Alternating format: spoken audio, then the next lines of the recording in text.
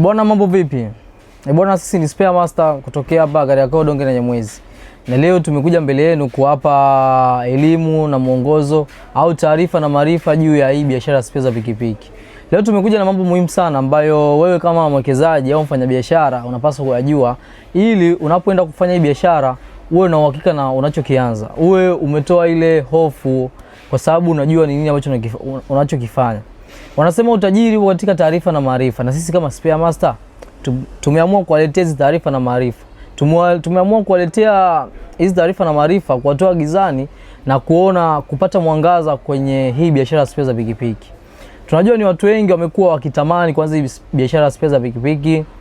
Ni watu wengi wamekuwa wakiona kwa marafiki zao, wamekuwa kuona kwa majirani zao jinsi gani watu wanavyofanya hizi biashara, na wamekuwa wakiwashauri lakini hawapati ule mwongozo wa moja kwa moja. Kwa hiyo sisi kama Spare Master ni jukumu letu sasa kuja kuwashika hawa wawekezaji wadogo au hawa wafanyabiashara ambao wanatamani kuanzisha hii biashara spare za pikipiki lakini wanakwama au wana sita.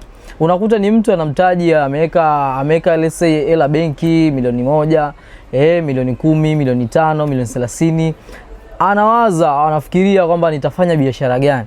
Nitafanya biashara gani ambayo itakuwa na mzunguko wa mara kwa mara? Nitafanya biashara gani ambayo itakuwa ina mahitaji makubwa sokoni? Mimi nikiingia nipate faida nzuri lakini pia nisiweze kuingia hasara. Unaona?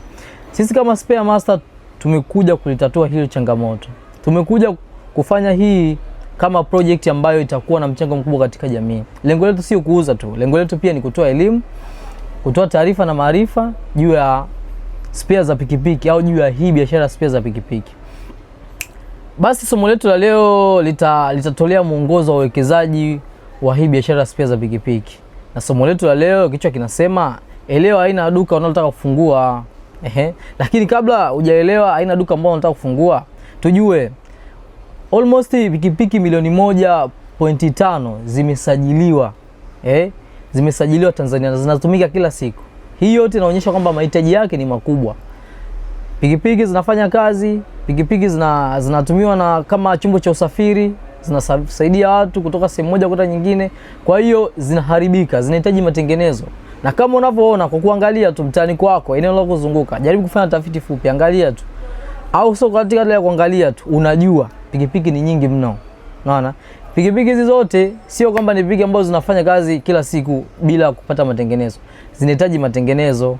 Na kama zinahitaji matengenezo, wapi wa kuleta hii huduma karibu? Utasema mafundi, lakini mafundi wengi wana mitaji midogo.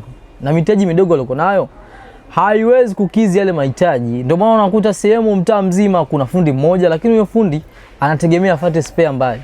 Unaona?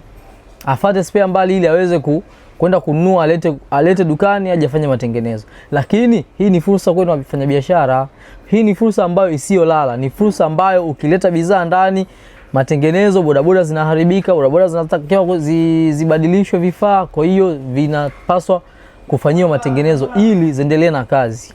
Kwa hiyo mahitaji ni makubwa. Wingi wa bodaboda ni mkubwa na kila mwaka usajili unaongezeka. Na soko letu tunalolenga ni lipi? Soko letu tunalolenga ni hawa bodaboda ambao ndio wanafanya kazi sana. Bodaboda almost kwenye masaa 24, yeye anafanya masaa 12, wengine masaa 8, wengine masaa 10 mpaka 18. Unaona?